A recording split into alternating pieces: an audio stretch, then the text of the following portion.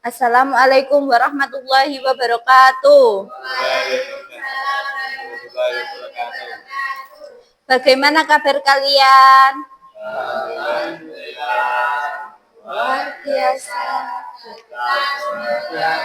Allahu Akbar. Oke. Baik, sebelum pelajaran kita mulai, marilah kita berdoa bersama-sama.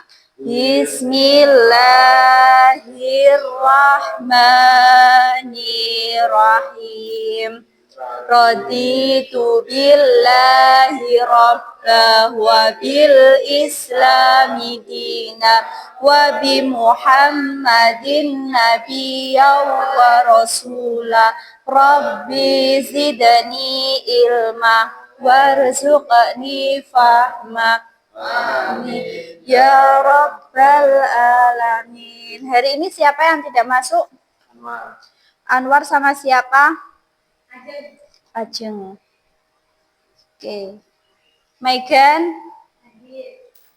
Dinda? Bagas? Oke. Oke, sebelum kita memulai pembelajaran hari ini, saya akan bacakan tata tertib pembelajaran di kelas. 1. Masuk kelas tepat waktu. 2. Berpakaian rapi dan sopan. 3. Membawa perlengkapan belajar lengkap. 4. Tidak bermain atau berbicara sendiri saat pelajaran. Sudah paham?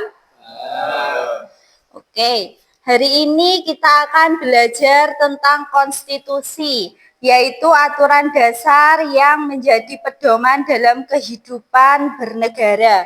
Konstitusi sangat penting karena di dalamnya terdapat hak dan kewajiban kita sebagai warga negara Indonesia, serta aturan tentang bagaimana negara dijalankan. Kita akan melihat bagaimana konstitusi itu tidak hanya berlaku di pemerintahan saja, tapi juga terasa dalam kehidupan sehari-hari. Seperti saat kalian bersekolah, menyampaikan pendapat, dan menjalankan aturan di rumah. Pengertian konstitusi. Konstitusi adalah seperangkat aturan dasar yang mengatur jalannya pemerintahan dan hak-hak warga negara. Di Indonesia, konstitusi kita adalah Undang-Undang Dasar 1945. Fungsi konstitusi: 1. Menjadi dasar hukum tertinggi di negara.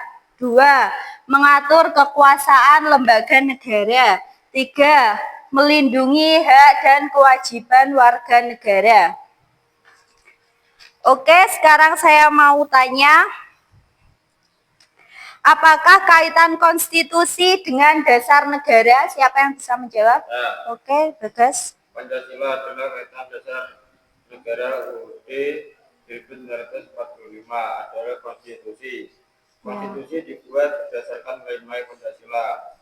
Jadi konstitusi menjabarkan dasar negara ke dalam aturan hukum yang nyata. Ya.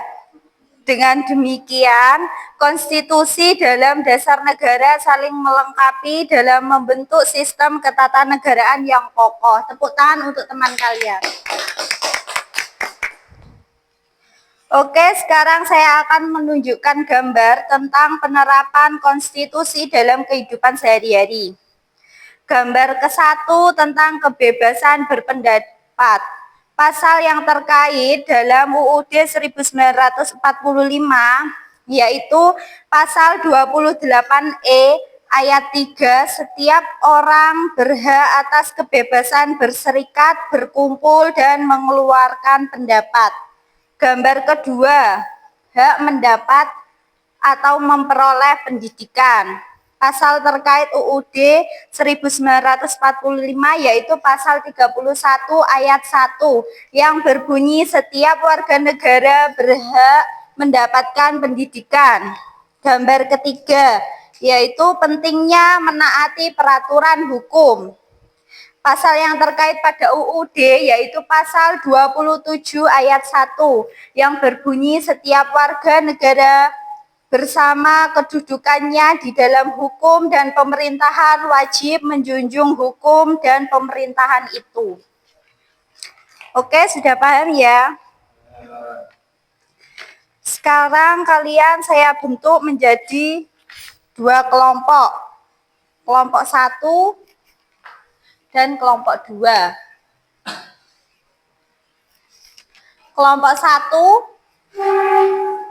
mengerjakan apakah ada keuntungan dengan adanya amandemen, dan kelompok 2 mengerjakan adakah kerugian dengan adanya amandemen. Oke, saya beri waktu 10 menit untuk mengerjakannya.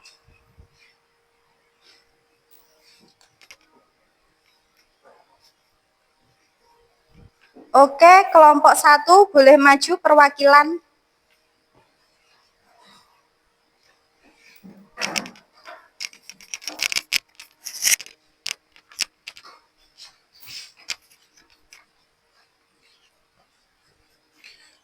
Apakah ada keuntungan dengan adanya amandemen? Ya, ada keuntungan amandemen adalah aturan negara bisa diperbarui agar sesuai dengan perkembangan zaman dan kebutuhan masyarakat. Ya, mungkin ada jawaban lain dari temannya. Ya. Amandemen membuat UUD lebih lengkap dan jelas. Ya, terus? Bisa memperbaiki kekurangan dalam aturan, menyesuaikan hukum dengan demokrasi dan hak asasi manusia.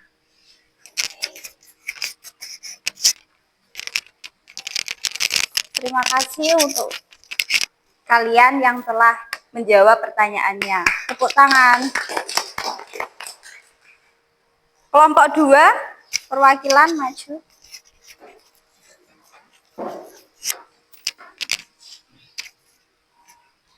Apakah kerugian dengan adanya amandemen? 1. Terlalu sering diubah bisa bikin aturan jadi tidak stabil. 2.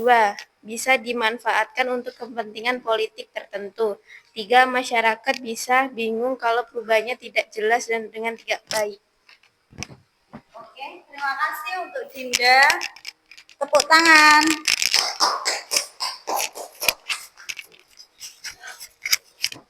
Jadi dengan memahami konstitusi kita bisa hidup tertib dan adil dalam masyarakat. Mari kita jadi warga negara yang baik dengan memahami dan menerapkan konstitusi. Sebelum mengakhiri pembelajaran hari ini, marilah kita berdoa bersama-sama. Bismillahirrahmanirrahim. Wal ashri innal insana lafi husrin illal ladzina amanu wa amilus solihati wa tawasau bil haqqi wa tawasau bis sabr. Marilah kita mengucapkan alhamdulillah wa syukurillah, Allahu Akbar. Ayo. Alhamdulillah wa syukurillah, Allahu Akbar. Wassalamualaikum warahmatullahi wabarakatuh.